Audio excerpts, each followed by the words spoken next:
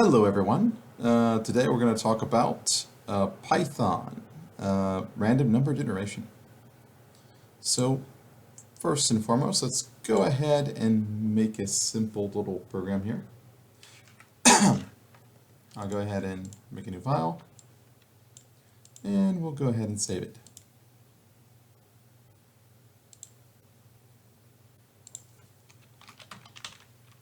Just call it random numbers. There we go. Now,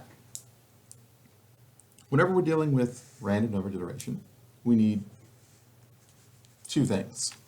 One, the import, and then two, just the random, whatever we need for this, the print or the save, or we need to actually tell it to run. So if I run it, I get a random number. Now, I'll do this a couple of times, and each time we have a chance to get a number between 0 and 9. It's pulling 6 quite a lot, but it's going to be fairly random every time.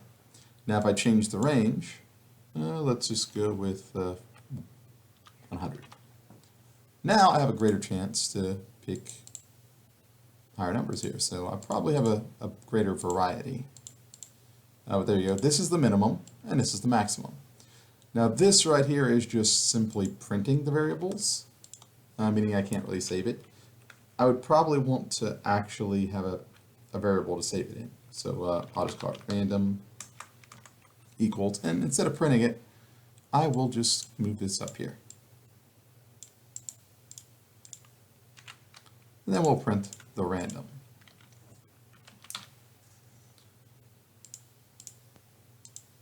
Boop.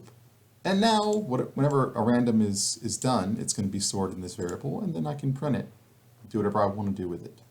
I can make the minimum 50. Say I'm swinging an axe in a game, and the minimum damage is 50, the maximum is 100. Well, then I want to set that minimum value. And I see it changes back and forth depending on what I'm doing. So random numbers are fairly simple as far as Python is concerned. Java is actually a little bit more, I guess you could say, detailed or longer to put together. But neither are really that difficult when it comes down to it. So that is random number generation.